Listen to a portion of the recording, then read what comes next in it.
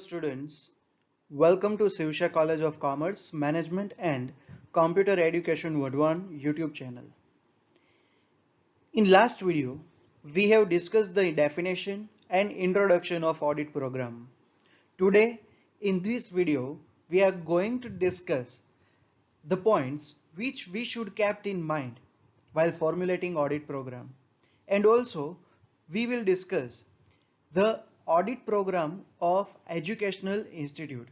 So let's start the video. Students, first of all we will discuss points to be kept in mind while formulating audit program. The first point is the auditor should verify whether his appointment as an auditor is authentic or not. He should verify the authenticity of his appointment according to the rules and regulation of act or company law. એટલે જે first point છે શું કહેવા માંગે છે? The auditor should verify whether his appointment as an auditor is authentic or not. એટલે જ્યારે કંપનીમાં or ફર્મમાં ઓડિટિંગ માટે જે ઓડિટરની અપોઇન્ટ કરવામાં આવે છે, જે ઓડિટરને અપોઇન્ટમેન્ટ આપવામાં આવે છે, તો એ ઓડિટરે સૌથી પહેલા વેરીફાઈ કરવાનું છે કે એની અપોઇન્ટમેન્ટ ઓથેન્ટિક છે કે નહીં. Is it authentic or not? પછી નેક્સ્ટ છે he should verify the authenticity of his appointment according to the rules and regulation of act or company law. Moreover, he should also verify that the authenticity of appointment is done according to the rules and regulation of act or company law. એટલે જ્યારે કંપનીમાં ઓર ફર્મમાં ઓડિટરની appointment થાય છે તો એ rules and regulation અથવા તો જે company law છે એની બધે ટર્મ્સ એન્ડ કન્ડિશન ફૂલફિલ થઈને એની અપોઇન્ટમેન્ટ કરવામાં આવેલી છે કે નહીં એનું વેરિફિકેશન પણ ઓડિટરે કરવાનું છે. એટલે ફર્સ્ટ પોઈન્ટમાં શું આવ્યું? ઓડિટરે એની અપોઇન્ટમેન્ટ ઓથેન્ટિક છે કે નહીં. આ ઉપરાંત એમાં શું કીધું કે ઓડિટરની અપોઇન્ટમેન્ટ જે છે એ કંપની લો ઓર જે એક્ટ જે છે એના રૂલ્સ એન્ડ રેગ્યુલેશનના પ્રમાણે થયેલી છે કે નહીં એ ચેક કરવાનું છે. સેકન્ડ પોઈન્ટ છે the previous auditor should be informed. It becomes the absolute duty of auditor according to professional ethics. એટલે જ્યારે પણ ફર્મ ઓર કંપનીમાં કોઈ ઓડિટરની અપોઇન્ટ થાય છે તો જે પ્રીવિયસ ઓડિટર હોય એ પ્રીવિયસ ઓડિટરને ઇન્ફોર્મ કરવું જોઈએ. It becomes the absolute duty of auditor according to professional ethics. અને પ્રોફેશનલ એથિક્સના બેઝ પર જે પ્રીવિયસ ઓડિટરને ઇન્ફોર્મ કરવું એ ન્યૂલી અપોઇન્ટ ઓડિટરની એબ્સોલ્યુટ ડ્યુટી છે. That means it is a compulsory to inform previous auditor about the new recruitment or new appointment of auditor. Third point છે auditor should decide the field of the auditing, particularly in case of sole trader and partnership. He should get it in writing. But if the auditor has to audit a company, auditor's liability, rights, duties, scopes, etc. are already decided by the Companies Act of 1956. The third point છે શું કહે છે? Auditor should decide the field of the auditing, particularly in case of sole trader and sole partnership. જો ઓડિટરે sole trader that means શું કે જેમાં honour જે છે એક જ હોય, sole proprietorship and partnership firm. એટલે જો ઓડિટરે સોલ ટ્રેડર ઓર પાર્ટનરશિપ ફર્મનું ઓડિટિંગ કરવાનું હોય તો એનો ફિલ્ડ જે છે ધ ફિલ્ડ ઓફ ઓડિટિંગ એ ડિસાઇડ કરી લેવો જોઈએ. He should get it in writing. અને એનું જે ફિલ્ડ જે છે એનો જે સ્કોપ છે એને રિટર્નમાં લઈ લેવો જોઈએ. But if the auditor has to audit a company, પણ જો ઓડિટરે કોઈ કંપનીનું ઓડિટ કરવાનું હોય તો ઓડિટરની જે લાયબિલિટી છે, રાઇટ્સ છે, ડ્યુટીઝ છે, સ્કોપ્સ છે એ કંપની એક્ટ 1956 જે છે એના પ્રમાણે ઓલરેડી ડિસાઇડેડ હોય છે. તો ફરીથી થર્ડ પોઈન્ટ છે એમાં શું છે કે ઓડિટર જે છે જ્યારે સોલ ટ્રેડર ઓર પાર્ટનરશિપ ફર્મનું ઓડિટિંગ કરે તો એનો જે ફિલ્ડ છે, એની લિમિટેશન્સ છે એ બધી એને રિટર્નમાં લઈ લેવી જોઈએ. પછી જો ઓડિટર જે છે કોઈ કંપનીમાં ઓડિટિંગ કરે તો એ ઓડિટર્સની જે લાયબિલિટી છે, જે એના રાઇટ્સ છે, ડ્યુટીઝ છે, સ્કોપ્સ છે, એ ઓલરેડી કંપનીઝ એક્ટ 1956 પ્રમાણે ડિસાઇડેડ હોય છે. નેક્સ્ટ પોઈન્ટ છે get information about accounting year and the type of accounting method adopted in business. જ્યારે પણ ઓડિટિંગ થતું હોય ત્યારે ઓડિટરે શું કરવાનું છે? Get information about accounting year. Accounting year જે છે એની ઇન્ફોર્મેશન મેળવવાની છે. And the type of accounting method adopted in business. બિઝનેસમાં કઈ અકાઉન્ટિંગ મેથડ એડોપ્ટ કરવામાં આવેલી છે એ એને ફિક્સ, ધેટ મીન્સ નક્કી કરવાનું છે, એની ઇન્ફોર્મેશન લેવાની છે. તો ફરીથી get information about accounting year and the type of accounting method adopted in business. એટલે બિઝનેસમાં અકાઉન્ટિંગ યરની ઇન્ફોર્મેશન લેવાની છે અને સાથે સાથે કઈ અકાઉન્ટિંગ મેથડ એડોપ્ટ કરેલી છે એની પણ ઇન્ફોર્મેશન લેવાની છે. તો નેક્સ્ટ જોઈએ. તો સ્ટુડન્ટ્સ, હવે આપણે જોવાનું છે 5th point, details regarding the list of books of accounts and registers of business. Who is responsible for preparing that list should be collected. એટલે એ પોઈન્ટમાં શું કીધું છે? Details regarding the list books of accounts, એટલે જે books of accounts છે એનું list, and registered of business, બિઝનેસનું જે રજિસ્ટર છે એ.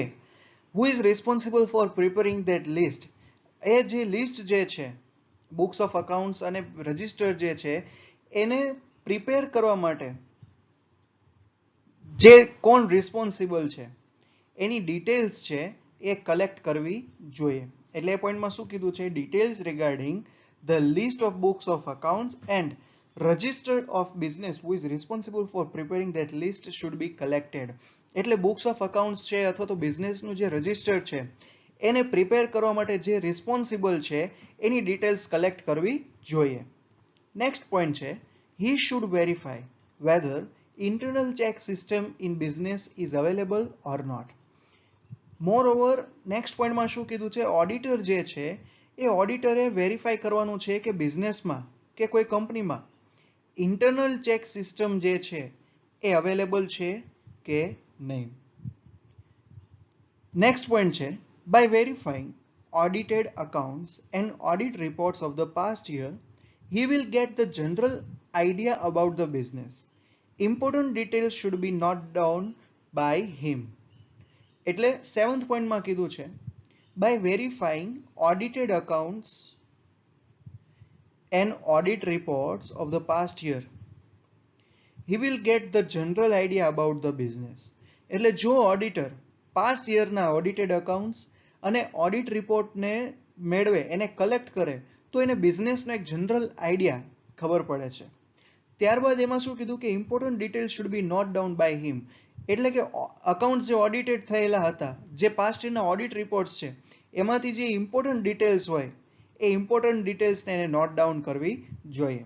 તો 7th પોઈન્ટમાં શું કીધું? જે ઓડિટર છે એ ઓડિટરે પાસ્ટ યરના જે ઓડિટેડ અકાઉન્ટ્સ છે અથવા તો એના જે ઓડિટ રિપોર્ટ્સ જે છે એને વેરીફાઈ કરવા જોઈએ. આ વેરીફાઈ કરવાથી શું થશે કે જે બિઝનેસ છે એનો જનરલ આઈડિયા એને મળશે. ત્યારબાદ કીધું છે important details should be note down by him. એટલે આ પ્રોસેસ, આ વેરિફિકેશન કરવાથી જે કોઈ પણ ઇમ્પોર્ટન્ટ ડિટેલ્સ મળે એને નોટ ડાઉન કરવી જોઈએ. નેક્સ્ટ પોઈન્ટ છે if it is a company, its MOA and AOA and other documents should be verified and studied for a while. જો ઓડિટર છે એ કોઈ કંપનીનું ઓડિટિંગ કરતો હોય તો કંપનીના જે MOA છે, મેમોરેન્ડમ ઓફ એસોસિએશન, અને AOA, that means article of association, એનું અથવા તો ડોક્યુમેન્ટ્સ, અધર ડોક્યુમેન્ટ્સ એ વેરીફાઈ કરવા જોઈએ અને એને સ્ટડી કરવા જોઈએ.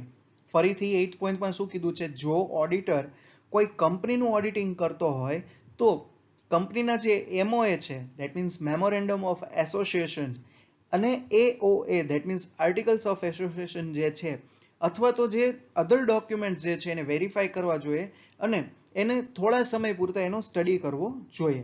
સ્ટડી કરવાથી શું થશે કે એના જે કન્સેપ્ટ જે છે કંપની રિલેટેડ એ ક્લિયર થઈ જશે. પછી auditor should know specialities and special information of the business whose auditing is to be done. એટલે ઓડિટર જે કોઈ પણ બિઝનેસ ઓર કંપનીનું ઓડિટિંગ કરતો હોય તો એની સ્પેશિયાલિટીઝ જે છે અથવા તો જે સ્પેશિયલ ઇન્ફોર્મેશન છે એ સ્પેશિયલ ઇન્ફોર્મેશન એને ખબર હોવી જોઈએ. ઓકે, તો હવે નેક્સ્ટ આગળ વધીએ આપણે. તો સ્ટુડન્ટ્સ નેક્સ્ટ પોઈન્ટ છે cash income and expenditure of the institute should be vouched. Accounting books, notes, provided information, explanation, documents, proofs and other vouchers should be kept as proof while auditing. એટલે auditor જ્યારે પણ કોઈ business કે કંપનીનું auditing કરતો હોય ત્યારે જે ઇન્કમ ઓર એક્સપેન્ડિચર થયેલા હોય ઇન્સ્ટિટ્યૂટના, ફરીથી જ્યારે પણ ઓડિટર કોઈ ઇન્સ્ટિટ્યૂટ બિઝનેસ ઓર કંપનીનું ઓડિટિંગ કરતો હોય ત્યારે જે કેશ ઇન્કમ છે કે જે કોઈ પણ એક્સપેન્ડિચર છે એનું વાઉચિંગ થયેલું હોવું જોઈએ.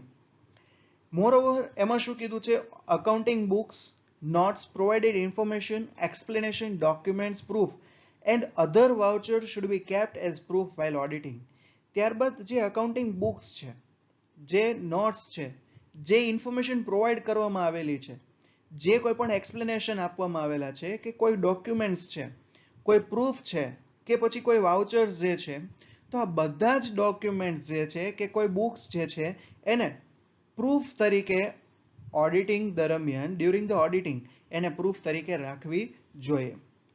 તો નેક્સ્ટ પોઈન્ટ છે it should be verified whether capital revenue income and expenditure have been properly allocated in the books of accounts or not. એટલે જે 11th પોઈન્ટ છે એમાં શું કીધું છે કે ઓડિટરે શું વેરીફાઈ કરવાનું છે કે capital revenue income and expenditure properly allocated થયેલા છે કે નહીં એ જોવાનું છે. ફરીથી એ પોઈન્ટમાં કહું કે ઓડિટર જ્યારે પણ ઓડિટિંગ કરતા હોય ત્યારે કેપિટલ રેવન્યુ ઇન્કમ છે કે કેપિટલ એક્સપેન્ડિચર છે એનું બુક્સ ઓફ અકાઉન્ટ્સમાં પ્રોપરલી એલોકેશન કરવામાં આવેલું છે કે નહીં એ વેરીફાઈ કરવાનું છે. નેક્સ્ટ પોઈન્ટ છે valuation of assets and liabilities should be done carefully about the business for which audit is to be done. It should be kept in mind that without proper reason valuation method is not changed. તો 12th જે last point છે એમાં શું કીધું છે valuation of assets and liabilities should be done carefully about the business for which audit is to be done. એટલે જ્યારે પણ ઓડિટર જે છે એ કોઈ બિઝનેસ, કોઈ કંપની, કોઈ ઇન્સ્ટિટ્યૂટનું જ્યારે ઓડિટ કરતા હોય તો અસેટ અને લાયબિલિટીઝ જે છે એનું વેલ્યુએશન કેરફુલી થયેલું હોવું જોઈએ. જે કોઈ પણ બિઝનેસ છે, જે કોઈ પણ ઇન્સ્ટિટ્યૂટ છે જેનું ઓડિટિંગ થતું હોય તો એનું વેલ્યુએશન ઓફ અસેટ્સ અને લાયબિલિટીઝ જે છે કેરફુલી થયેલા હોવા જોઈએ. It should be kept in mind that without proper reason valuation method is not changed. આ ઉપરાંત એમાં શું કીધું છે ધ્યાનમાં રાખવું જોઈએ કે કોઈ પ્રોપર એક્યુરેટ રીઝન સિવાય જે અસેટ અને લાયબિલિટીઝ વેલ્યુએશન મેથડ જે છે એ ચેન્જ થઈ શકતી નથી. એટલે તમે વિચારો, તમે એમ ખાલી એમને કહી દો કે ભાઈ આપણે વેલ્યુએશન ઓફ અસેટ્સ છે બીજી મેથડથી કરશું તો એવું પોસિબલ છે નહીં. જે વેલ્યુએશન મેથડ એક્સેપ્ટ કરેલી હોય પહેલેથી અથવા તો જેમાં રૂલ્સ એન્ડ રેગ્યુલેશન ફૂલફિલ થતા હોય એવી મેથડ પ્રોપર રીઝન સિવાય ચેન્જ થઈ શકે નહીં. તો હવે આગળ વધીએ. તો સ્ટુડન્ટ્સ હવે આગળ વધીએ પહેલા જે audit programme of educational institutions છે એ રિપીટેડલી એક્ઝામમાં ખૂબ જ પૂછાય છે. That means it is a most important question in this chapter. જે યુનિટ 1 નું સેકન્ડ ચેપ્ટર છે ઓડિટ પ્રોગ્રામ, એમાંથી મોસ્ટ ઇમ્પોર્ટન્ટ ક્વેશ્ચન હોય તો એ છે એજ્યુકેશનલ ઇન્સ્ટિટ્યુશન્સ. તો અત્યાર સુધી આપણે જોયું કે ઓડિટ પ્રોગ્રામ પ્રિપેર કરવા માટે કયા પોઈન્ટ્સ ધ્યાનમાં રાખવા જોઈએ. હવે આપણે જોવાનું છે એજ્યુકેશનલ ઇન્સ્ટિટ્યુશન્સ છે એનું ઓડિટિંગ કરવું હોય અથવા તો ઓડિટ પ્રોગ્રામ પ્રિપેર કરવા હોય તો કયા પોઈન્ટ્સ છે. તો સૌથી પહેલું છે audit educational institutions, that is schools, colleges, universities, etc. is known as audit of educational institutions. કે જ્યારે કોઈ સ્કૂલ છે, કોલેજીસ છે, યુનિવર્સિટીઝ છે આ બધી ઇન્સ્ટિટ્યુશન્સનું ઓડિટ કરવામાં આવે તો એને ઓડિટ ઓફ એજ્યુકેશનલ ઇન્સ્ટિટ્યુશન્સ કહે છે. એટલે જે કોઈ પણ એજ્યુકેશનલ ઇન્સ્ટિટ્યુશન્સ છે એનું ઓડિટ કરવામાં આવે તો એને શું કહે છે? Audit of educational institution. This type of audit comes under the category of special audit. જે એજ્યુકેશનલ ઇન્સ્ટિટ્યુશનનું ઓડિટ કરવામાં આવે છે એ સ્પેશિયલ ઓડિટની જે કેટેગરી છે એમાં એનો સમાવેશ થાય છે. તો હવે એજ્યુકેશનલ ઇન્સ્ટિટ્યુશનનો ઓડિટ પ્રોગ્રામ માટેનો ફર્સ્ટ પોઈન્ટ છે study of the trust deed or regulations. જે એજ્યુકેશનલ ઇન્સ્ટિટ્યુશન્સ છે, માની લો સ્કૂલ છે, કોલેજ છે કે યુનિવર્સિટીઝ છે, એનું જે ટ્રસ્ટ ડીડ છે અથવા તો એના રેગ્યુલેશન્સ જે છે એને સ્ટડી કરવું જોઈએ. એટલે ઓડિટરે સૌથી પહેલા શું કરવાનું છે? ટ્રસ્ટ ડીડ ઓર રેગ્યુલેશનનું સ્ટડી કરવાનું છે. Second, examine the previous financial statements. જે પહેલાનું પ્રીવિયસ ફાઇનાન્શિયલ સ્ટેટમેન્ટ્સ જે છે, જે કોઈ પણ એજ્યુકેશનલ ઇન્સ્ટિટ્યુશન્સ છે એનું જે ફાઇનાન્શિયલ સ્ટેટમેન્ટ, જે પહેલાનું જે ફાઇનાન્શિયલ સ્ટેટમેન્ટ્સ છે, પ્રીવિયસ ફાઇનાન્શિયલ સ્ટેટમેન્ટ્સ છે, એને એક્ઝામાઇન કરવાનું છે. થર્ડ છે note down the provisions applicable. એટલે એજ્યુકેશનલ ઇન્સ્ટિટ્યુશન માટે જે પ્રોવિઝન્સ એપ્લિકેબલ છે એને નોટ ડાઉન કરવાનું છે. નેક્સ્ટ પોઈન્ટ છે evaluation of internal control system. ઓડિટરે એજ્યુકેશનલ ઇન્સ્ટિટ્યુશનમાં જે ઇન્ટરનલ કંટ્રોલ સિસ્ટમ હોય તો એનું ઇવેલ્યુએશન કરવાનું છે. પછી examine the minute of meeting and resolution. જ્યારે પણ કોઈ મીટિંગ એરેન્જ કરવામાં આવેલી હોય અથવા તો જે રિઝોલ્યુશન પાસ આઉટ કરવામાં આવેલો હોય તો એની જે મિનિટ્સ જે છે એને એક્ઝામાઇન કરવાની છે. પછી verification of students fee register. સ્ટુડન્ટ્સે જે ફી પે કરેલી છે એનું જે રજિસ્ટર બનાવવામાં આવેલું છે એજ્યુકેશનલ ઇન્સ્ટિટ્યુશન દ્વારા એનું વેરિફિકેશન કરવાનું છે. પછી ઓથોરાઇઝેશન ફોર ફી કન્સેશન્સ.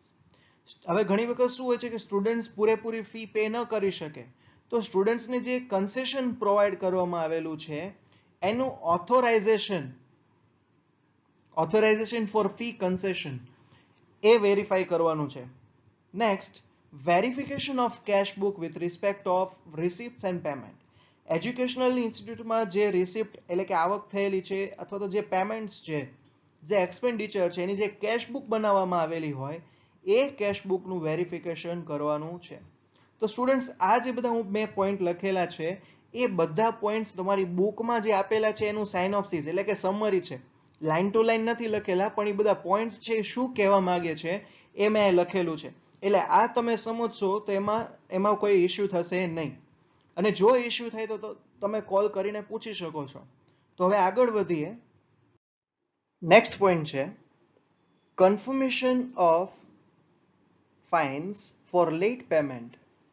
એટલે સ્ટુડન્ટ્સ જ્યારે ફી પે કરવાની હોય પણ એની ડેટ જે આપેલી હોય એ ડેટમાં એ પેમેન્ટ ન કરી શકે તો જે લેટ પેમેન્ટ હોય છે એ લેટ પેમેન્ટ માટેનો જે ફાઇન હોય એના જે કન્ફર્મેશન આપેલું હોય એ વેરીફાઈ કરવાનું છે. That means confirmation of fines for late payment એનું વેરિફિકેશન. પછી નેક્સ્ટ છે ચેક હોસ્ટેલ ડ્યુઝ રિકવરી.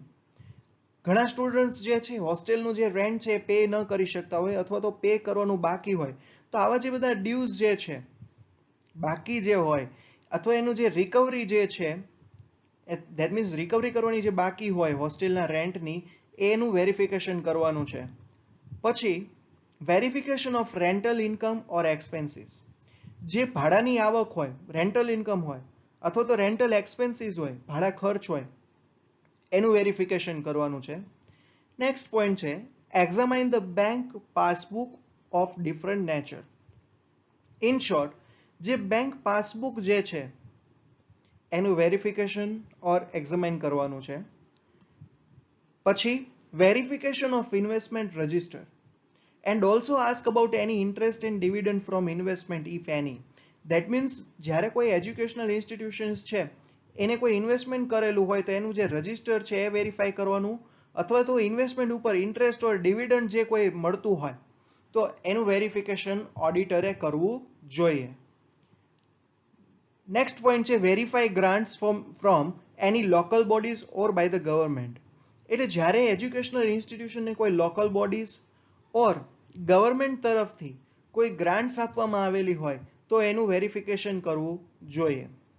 પછીનો પોઈન્ટ છે રિસિપ્ટ્સ ટેકન ફ્રોમ ધ ડોનર્સ. હવે એજ્યુકેશનલ ઇન્સ્ટિટ્યુશન્સ છે તેમાં ઘણી વખત જે બધા બિઝનેસમેન હોય તો એ બધા શું કરતા હોય છે, ઘણી વખત ડોનર્સ એટલે કે જે ડોનેશન આપતા હોય છે. એટલે જ્યારે ડોનર્સ ડોનેશન આપે છે તો એની રિસિપ્ટ જે છે અથવા તો જે ડોનેશન મેળવેલું છે એનું વેરિફિકેશન કરવું જોઈએ. તો નેક્સ્ટ પોઈન્ટ છે examination of expense for library books and sports equipment. એટલે લાઇબ્રેરીની જે બુક્સ છે અથવા તો સ્પોર્ટ્સ ઇક્વિપમેન્ટ જે છે એ બધા પરચેસ કરવા માટે જે એક્સપેન્સીસ થયેલા હોય છે તો એનું પણ વેરિફિકેશન કરવું જોઈએ. તો સ્ટુડન્ટ્સ આ બધા જે પોઈન્ટ છે ઇઝી છે, તમે સમજી શકો છો કે જ્યારે એજ્યુકેશનલ ઇન્સ્ટિટ્યુશનનું ઓડિટિંગ થતું હોય તો ઓડિટરે આ બધા પોઈન્ટ્સ કન્સિડર કરવા જોઈએ. નેક્સ્ટ પોઈન્ટ છે examination of payments with respect to prices. એટલે પ્રાઇઝ આપવા માટે જેટલા પણ પેમેન્ટ્સ થયેલા હોય છે તો એનું એક્ઝામિનેશન કરવું જોઈએ. એટલે એજ્યુકેશનલ ઇન્સ્ટિટ્યુશનમાં જ્યારે કોઈ કોમ્પિટિશન એરેન્જ કરેલી હોય અથવા તો જ્યારે પ્રાઇઝ ડિસ્ટ્રીબ્યુશન હોય તો પ્રાઇઝ ડિસ્ટ્રીબ્યુશન માટે જે પેમેન્ટ થતું હોય છે, જે એક્સપેન્સીસ થાય છે એનું એક્ઝામિનેશન ઓડિટરે કરવું જોઈએ. તો હવે આગળ વધીએ. તો સ્ટુડન્ટ્સ નેક્સ્ટ પોઈન્ટ છે examine the salary register. Educational ઇન્સ્ટિટ્યુશનમાં જે કોઈ પણ સેલેરી પે આઉટ થતી હોય, જે કોઈ પણ સેલેરી એના પ્રોફેસર્સ, ટીચર્સ કે કોઈ પણ ટીચિંગ ઓર નોન ટીચિંગ સ્ટાફને જે સેલેરી પે કરવામાં આવે છે તેનું રજિસ્ટર પ્રિપેર કરવામાં આવતું હોય છે. તો ઓડિટરે સેલેરી રજિસ્ટર જે છે એ એક્ઝામાઇન કરવાનું છે. સેકન્ડ છે verify the provident fund registered. જે સ્ટાફને પ્રોવિડન્ટ ફંડ પીએફ આપવામાં આવતો હોય છે તો પીએફનું જે રજિસ્ટર છે, પ્રોવિડન્ટ ફંડનું રજિસ્ટર છે એનું વેરિફિકેશન કરવું જોઈએ. પછી check annual report with accurate supporting document. જે એન્યુઅલ રિપોર્ટ જે છે એ એન્યુઅલ રિપોર્ટ સાથે જેટલા પણ એક્યુરેટ ડોક્યુમેન્ટ હોય એ ડોક્યુમેન્ટ પણ ચેક કરવા જોઈએ. પછી નેક્સ્ટ પોઈન્ટ છે vouch payment for electricity and water bill.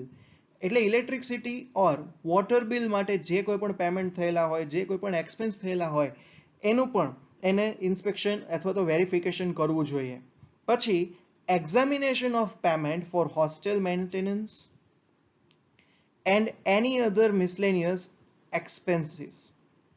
Educational institution માટે કોઈ મિસલેનિયસ એક્સપેન્સીસ જે કરવામાં આવેલા હોય અથવા તો હોસ્ટેલને મેન્ટેન કરવા માટે ધેટ મીન્સ મેન્ટેનન્સ ચાર્જ માટે જે એક્સપેન્સીસ થયેલા હોય એનું એક્ઝામિનેશન જે છે એ ઓડિટરે કરવું જોઈએ. પછીનો પોઈન્ટ છે inspection of facilities given to students under any schemes associated with government. એટલે ગવર્મેન્ટ જે સ્ટુડન્ટ્સને અંડર સ્કીમ, જે કોઈ પણ સ્કીમ અંડર એને ફેસિલિટીઝ પ્રોવાઈડ કરવામાં આવતી હોય છે તો એ ફેસિલિટીઝનું ઇન્સ્પેક્શન થયેલું હોવું જોઈએ. પછી verification of fix assets registered. જે ફિક્સ અસેટ પરચેસ કરે છે, એજ્યુકેશનલ ઇન્સ્ટિટ્યુશન દ્વારા જે કોઈ પણ અસેટ પરચેસ કરવામાં આવે છે, જે ફિક્સ અસેટ છે એના રજિસ્ટરનું વેરિફિકેશન કરવું જોઈએ. નેક્સ્ટ પોઈન્ટ છે verify ownership and existence of fixed assets. એટલે જે અસેટ છે એના ઓનરશિપ ચેક કરવી જોઈએ, ધેટ મીન્સ એના ઓનર કોણ છે અને એનું એક્ઝિસ્ટેડ છે કે નહીં એ વેરીફાઈ કરવું જોઈએ. પછી ચેકિંગ ઓફ સેલેરી પેએબલ. જે સેલેરી પેએબલ છે, જે હવે પે કરવાની બાકી જે છે એ વેરીફાઈ કરવી જોઈએ. અને લાસ્ટ પોઈન્ટ છે at last cross check all procedure. જેટલી પણ પ્રોસિજર કરેલી છે એનું ક્રોસ ચેક કરવું જોઈએ. તો સ્ટુડન્ટ્સ અત્યારે આપણે જોયું કે એજ્યુકેશનલ ઇન્સ્ટિટ્યુશન છે તેનું ઓડિટિંગ કરવા માટે જે ઓડિટ પ્રોગ્રામ પ્રિપેર કરવામાં આવે છે એના જે સ્ટેપ્સ જે છે, કયા કયા સ્ટેપ્સ કન્સિડર થાય છે ઓડિટિંગ પ્રોસેસ દરમિયાન એ જોયું. જો આ વિડીયોમાં કોઈ પણ ડાઉટ હોય તો તમે વોટ્સએપ ગ્રુપ ઓર કોલ કરીને પૂછી શકો છો. જો આ વિડીયો ગમે તો વિડીયોને લાઈક કરજો, શેર કરજો અને આપણી કોલેજની ચેનલને સબસ્ક્રાઇબ કરવાનું ભૂલતા નહીં. Thank you so much students for watching this video. Bye bye.